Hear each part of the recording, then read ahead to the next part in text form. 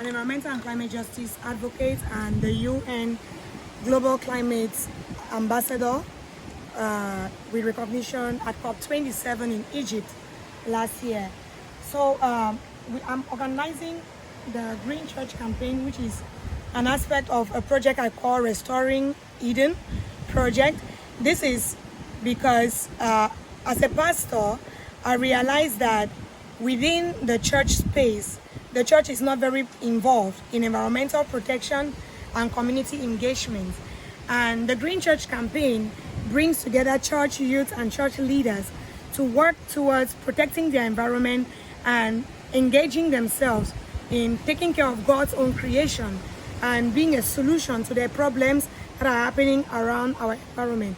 Climate change is a problem that affects everyone, and the church is not excluded. So if the church sits quietly and does not take action in solving the climate crisis, then we are all going to condemnation, because if the climate crisis hits a community, it does not care whether we are Christians or non-Christians, or we are religious or not. So that is why the Green Church campaign is there, to bring together the Christian body into taking action in environmental protection, in community engagement activities, and in a day like the World Environment Day, to talk and raise more awareness on how they can participate in beating plastic pollution. Yeah, but we understand our churches today, most of them are focused more on the prosperity, prosperity Bible or prosperity religion. And you start bringing in issues about the environment, about planting of trees. Don't you think we have a Herculean task to really convince pastors, the youth? Yes, I appreciate that, because even the prosperity gospel that came into the church, it was an initiative that stepped in one step at a time. And a journey of 1,000 miles always begins with a step. And I was telling someone the other day, as a pastor, there is no need for me to own a pulpit, but I need to be able to engage the church and bring them into that same space where I am. It might not be a very elaborate aspect now, but there are people that will go in that same line, and in the nearest future, there will be more people that will be brought together into environmental protection in the church.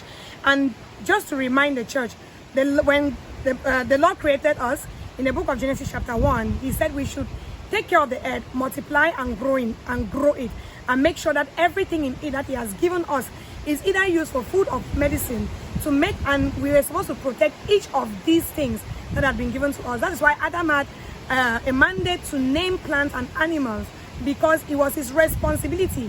So for the church, we should know that the first responsibility God gave us was to take care of our environment. And if we are not taking care of our environment, we are missing the call of God upon the church.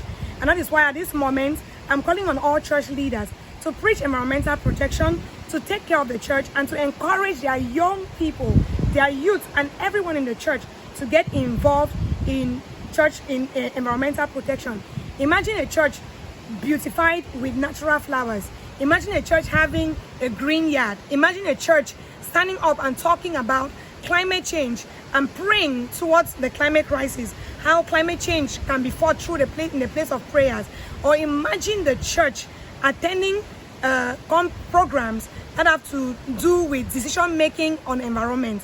How much are we going to be influencing? What are we going to be bringing in?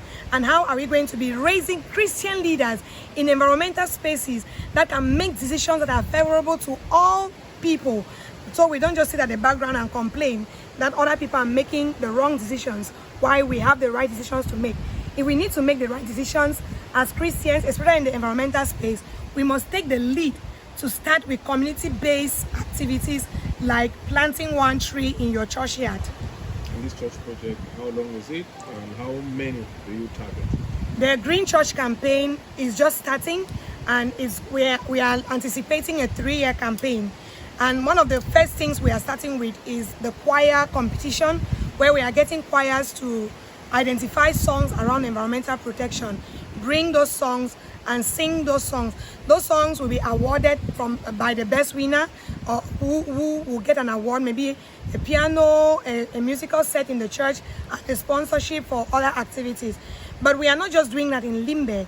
Our target is across Cameroon, the 10 regions in Cameroon, where we will be engaging different activities. We have other activities within the church that different organizations are going to be brought into to empower the church on beekeeping, snail farming, mushroom cultivation, micro-enterprise development, transformation of plastic waste, and also in agricultural activities. These are all engagements that the church will be taking part in the next 3 years. So please, church leaders, reach out to us, get us, and don't hesitate to take initiatives and let us know what you're doing and how we can support and come together to collaborate.